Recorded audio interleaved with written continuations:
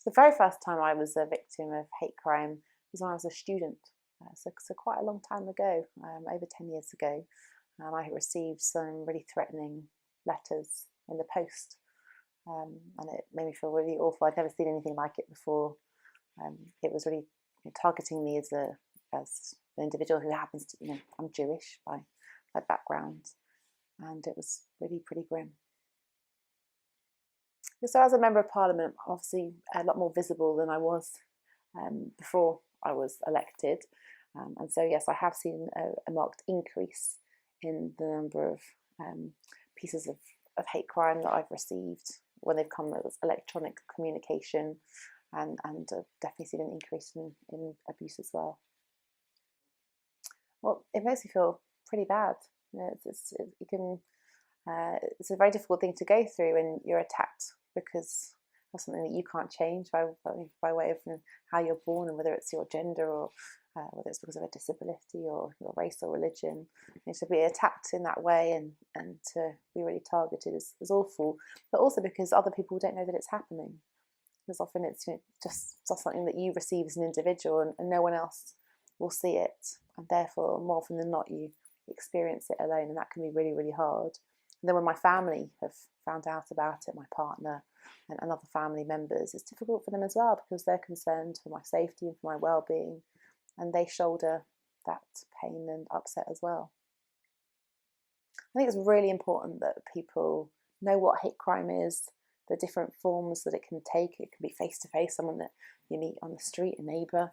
It can be verbal, or it can be via a kind of communication, whether that's online, on social media, on a website, on a site like Facebook, whether it's via email directly to you and you alone, whether it comes in the post. It can take place in many different ways, and most people don't know what it is.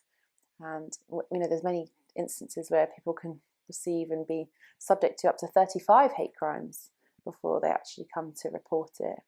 And that really bothers me, that people could be affected so negatively, as I know that I have been, by that type of crime, and essentially suffering alone.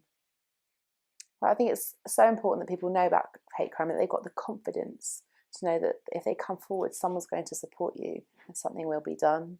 And I know from my own experience that if you come forward, there's many different ways that you can report hate crime. It doesn't have to be to the police. There's many opportunities within the community, be that through a Citizens Advice Bureau office, or whether it's a local hospital, or whether it's a community group that take reports of hate crime. You don't have to go to the police, but it can be the police as well.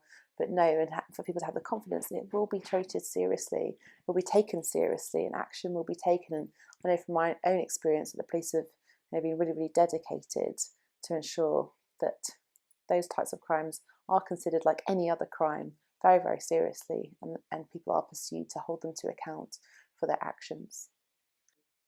Well, my message for any victim is, I know what it feels like. I've been at the receiving end of many, and in fact too many instances of hate crime, and I've been supported by the police through that, and it's gone to court, and people have been convicted for those offences. It is taken seriously, and I just want everyone, wherever possible, to know and have the confidence that they can come forward. They will be supported, action will be taken, the courts do take this seriously, and the perpetrators of these crimes will be held to account, and that's what's so important.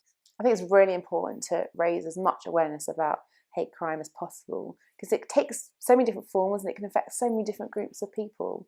It's not just about racist hate crime. You can be attacked because of your religion, if you've got a disability, because of your sexuality, because of your gender, all those different things. And I don't want anyone to suffer in silence. There is support out there. You will be taken seriously, and it might be that it just will take a family member to hear about Hate Crime Awareness Week to understand what it means and what can be done about it, or a friend or a neighbour to extend that support and that information to anyone that might be suffering, to know that if they come forward, something will be done.